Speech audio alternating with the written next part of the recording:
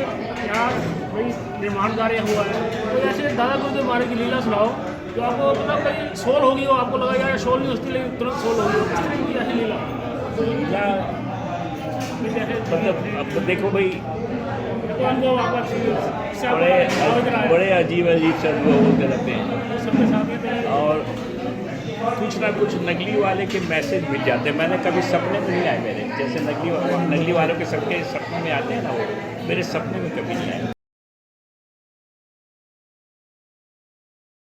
हम लोग ये गुरु पूर्णिमा का कार्यक्रम कर रहे थे, तो हमने जैसे 6-7 आइटम लंगर में बनाए, लेकिन सर्व 13 हो जाती है।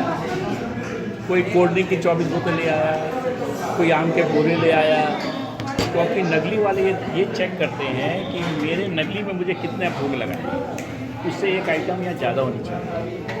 और अच्छा एक बताओ कि गुरु पूर्णिमा में नकली वाले कहाँ जाएंगे? और रहते भी हैं। तो हम लोग का एक छोटा सा पे किराए का मकान था, उसके सामने दादी बैठती थी, उसमें 8-10 आदमी बैठ के लंगर देते थे। तो ऐसा हुआ कि हमें ये फील हुआ कि वो कह रहे हैं कि कब तक मेरे गुरु का लंगर सड़क के किनारे खड़े होकर करो। तो हम लोगों ने कहा ये उठा दिया जाए। तो हम लोगों ने 31 अक्टूबर का, ये पता नहीं कैसे बनेगा, लेकिन हमने कहा लंगर भवन बनाया जाए। तो पता लगा कि हमारे फतेहाबाद से विज्ञान महात्मा वगैरह 8 नवंबर को आ रहे हैं, हमने उसका 10 अक्टूबर को रखा। तो तीनों ने, आज जो कृष्णा पाई जी वगैरह आई हैं, इन लोगों ने सब पहला तसला उठा के सब अपना काम शुरू किया। बन गया, कुछ दिक्कतें आती रही, लेकिन आज बड़ा सुंदर बन के तैयार हो गया। फिर जब इसी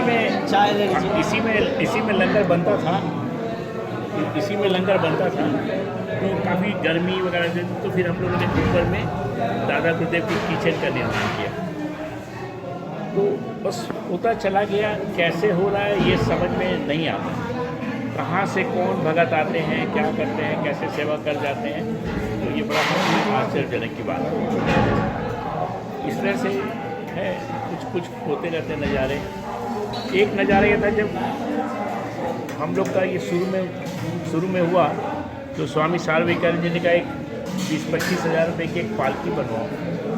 मतलब 20-25 हज़ार रुपये की पालकी मतलब पैसा आएगा।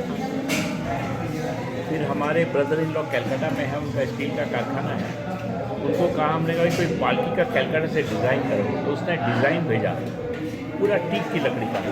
बोला ये पहुंचा के ट्रक पे करीब 1.5 लाख की पड़ेगी। स्वामी जी को डिज़ाइन दिखाया, बोले अब तो मैं दूसरा दे नहीं पाऊँ। तो उसको हम लोगों ने ऑर्डर दिया, वो तो उन्होंने बनाया, बड़ी मोटी टीक की लकड़ी लेके, जिसको बनाने में 6 महीने लगे। बीच में दशहरे के टाइम में उसकी फैक्ट्री में आग लग गई और उसकी सारी स्टील अलमारियाँ वगैरह जल गई। सिर्फ उस फैक्ट्री में एक ये पालकी बची हुई थी, बाकी सब कुछ जल गया।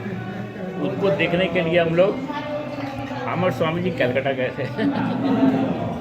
तो आश्चर्य होते रहते हैं, बहुत कुछ होते हैं।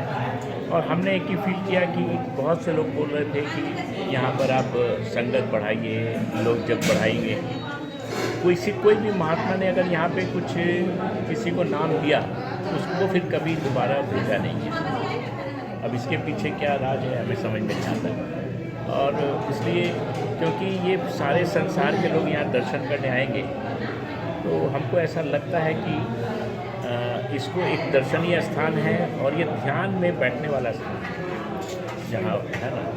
तो यहाँ पे कई तरह के हैं, भजन तो होते ही हैं, लेकिन हम लोग कोशिश करते हैं कि यहाँ ज़्यादा डांस, ज़्यादा ये नहीं हो, क्योंकि दादा गुरुदेव का स्थान है, उनको पता नहीं ये सब चीज़ें पसंद थी कि नहीं, बस ये। और वैसे तो डेली में कुछ ना कुछ होता ही रहता है।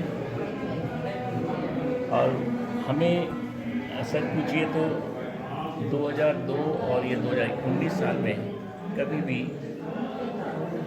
कोई पैसे की कमी नहीं। जितना हम लोग खर्चा करते हैं उससे 1-8 हज़ार ज़्यादा आ जाता है। और हमें ये है कि जो भी संगत आए, दूर दूर से संगत आती है, वो यहाँ खुश होकर जाए अपने दादा के घर से, कोई नाराज़गी लेके नहीं। यही हम लोग की कोशिश है, उसमें जितना हम लोग सफल हो पाते हैं।